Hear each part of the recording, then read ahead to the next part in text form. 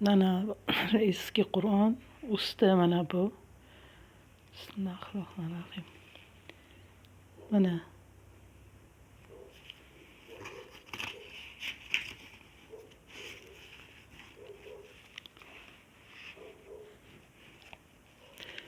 bu Qur'onni bilmayman-da, mana nima ekan, mana jildi terimi, qog'ozmi bilmayman. Nega desangiz, mana qurt yeganda, mana arab harflarini chiqargan qurt.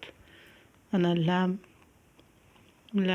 mana vav, ba, mana qurt chiqargan shu mana shu harflar hammasi arab harflarini. Mana rosa ko'p mayda.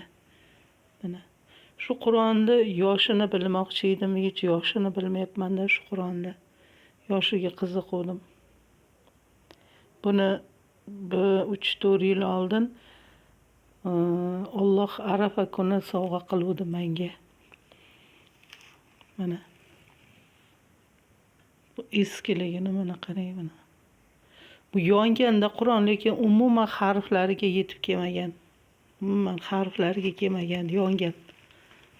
Bilmayman necha yilgi bu, qachongi mana. Mana boshi oxiri yo'q-da. Suralarni mana o'zim Qur'onni bilan solishtirdim, o'qishga harakat qildim. O'qidim. Mana shu Qur'onni yoshini bilmoqchi edim, nechidaligini.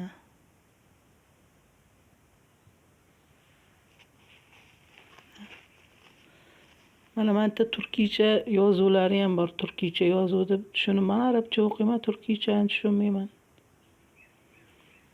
Shu Qur'onni yoshini bilmoqchi edim-da.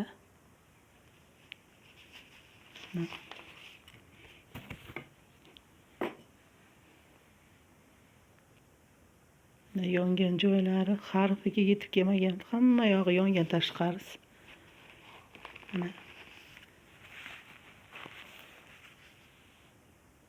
Mana shu Qur'onni yoshini bilmoqchi edim. Nechidaligini.